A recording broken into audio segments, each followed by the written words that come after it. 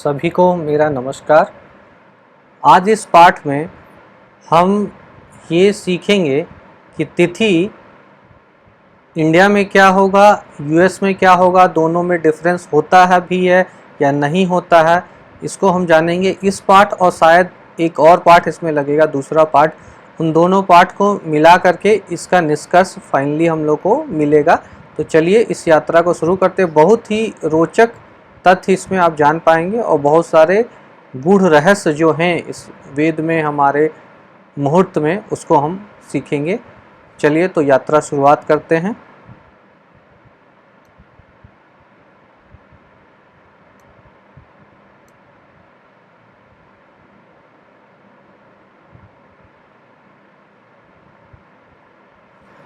तो देखिए, जैसे कि हमारा जो आज का टॉपिक है वो टॉपिक का नाम ही है तिथि डिफरेंस। क्या तिथि अंतर होगा यूएस में और इंडिया में या नहीं होगा, इसको हम समझेंगे। और क्या क्या इसमें और तथ्य आएंगे वो आगे जैसे जैसे बढ़ेंगे इस पाठ में हम सीखते हुए जाएंगे। तो सबसे पहला जो तिथि है, अब इसमें तो यही है कि हम अलग अलग स्थानों में रहते हैं। जैसे कोई दिल्ली में रह रहा है, कोई न्यूयॉर्क में रह रहा है, कोई मान लीजिए कि कनाडा में रह रहा है, कोई ऑस्ट्रेलिया में रह रहा है, कोई जापान में रह रहा है। तो सभी जगह क्या सेम डेट हम जैसे मानते हैं कि 21 तारीख, मान लीजिए आज का 21 अप्रैल 2022 है, तो हर जगह 21 अप्रैल 2022 ही होगा। तो क्या 21 अप्रैल 2022 को सभी जगह, जो 21 अप्रैल 2022 जो सब जगह होगा, चाहे वो यूएस में हो, चाहे वो इंडिया में हो, चाहे जापान में हो, तो क्या उस दिन तिथियां भी सेम रहेगी या तिथि में अंतर होगा? कि जैसे कि मान लीजिए कि यूएस में 21 तारीख मतलब 21 दिनांक 21 को अलग हो जाएगा और इंडिया में 21 को अलग हो जाएगा। तो चलिए इसको हम समझते हैं।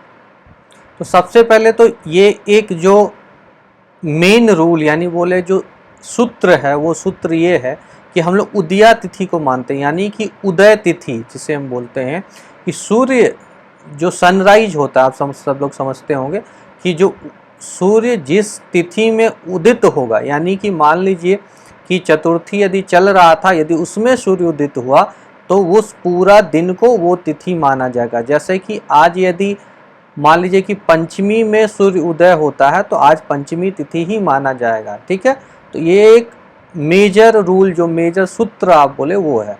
चलिए आगे समझते हैं कैसे इसको हम लोग अप्लाई करते हैं और कैसे आगे इससे हम निष्कर्ष पे आएंगे।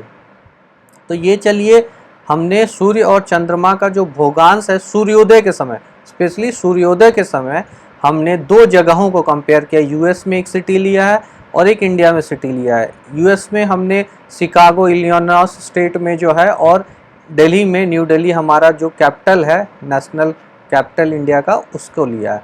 अब आप देख ले कि वहाँ जो सूर्योदय हुआ था 21 तारीख को, सॉरी 1 अप्रैल को, वो 6:33 पे हुआ था। और इंडिया में जो दिल्ली में जो सूर्योदय हुआ था वो 6:11 1 अप्रैल को हुआ था।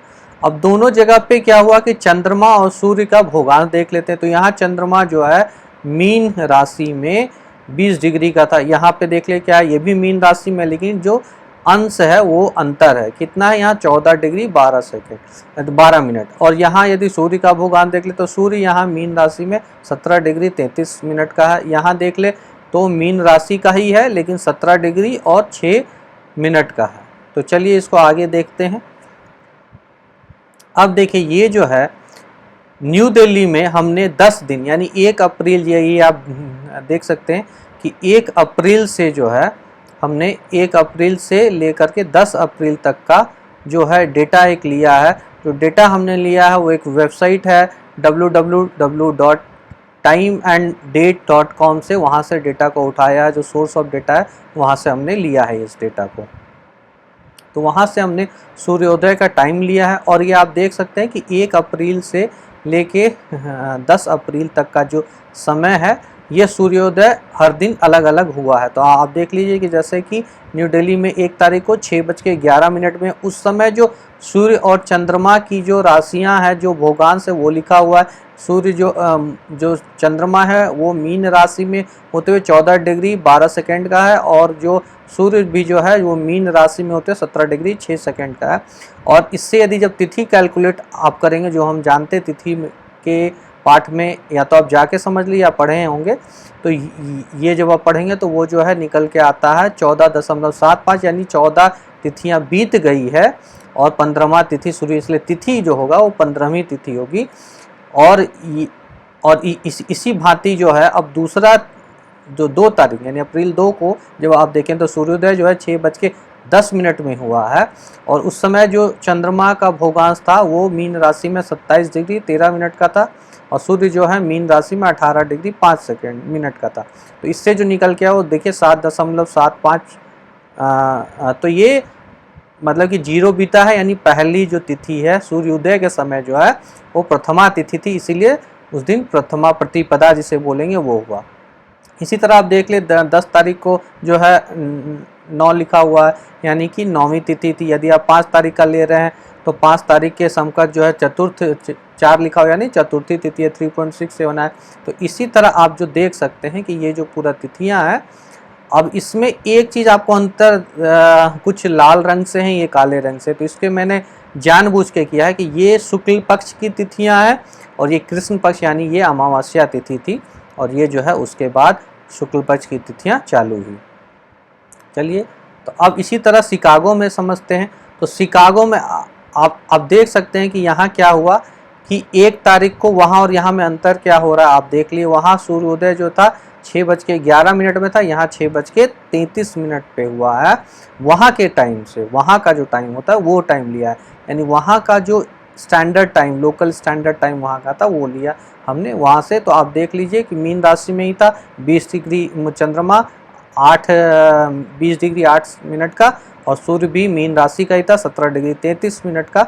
और इससे जब निकल के आता है तो वो 0.229 आता है, यानी कि 0 तिथियां बीती है, गत हुई है, यानी कि पहली तिथि वहाँ पे। इसी तरह आप देख ले कि वहाँ पे जो क्या हुआ है कि 1 से लेके 10 तारीख तक में, आप 1 से लेके यहाँ देख लीजिए कुछ तिथियां यहाँ 2 बार आई हैं, उसे भी मैं आगे पाठ में बताना चाहूँगा कि इसका मतलब क्या होता है।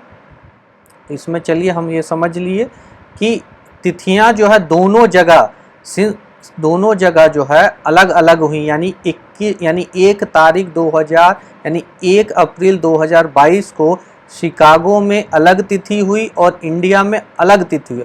अब बोले कि तिथियां पहले कहाँ आई, तो पहले जब हम यहाँ बात कर ले तो सिंस यहाँ पहले प्रतिपदा आई और उस दिन वहाँ अमावस्या था, यानी यदि ये बात हम करें कि पहले कौन सी तिथि कहाँ आई, तो यानी पहले प्रतिपदा जो है वो यूएस में आई और फिर प्रतिपदा जो है इंडिया में आएगी। यानी 2 तारीख को आप जब पीछे मैं जा रहा हूँ तो पीछे आप जब देख सकते हैं कि 2 तारीख को हमें ये जो है एक प्रतिपदा मिला है, और यहाँ जब देख लीजिए तो 1 तारीख को, यानी वहाँ का जो 1 तारीख हुआ, वैसे टाइम डिफरेंस हमारा है उसे भी हम आगे लेंगे इस पाठ में और फिर समझेंगे। तो चलिए, सब लोगों का बहुत बहुत धन्यवाद, और इसको आप समझ पाए होंगे और इसको याद रखेंगे, क्योंकि अगले पाठ में फिर इसके साथ हम एक और चीज़ को बताएंगे और तब दोनों चीज़ों को हम क्लब करेंगे। चलिए, सबको बहुत बहुत धन्यवाद।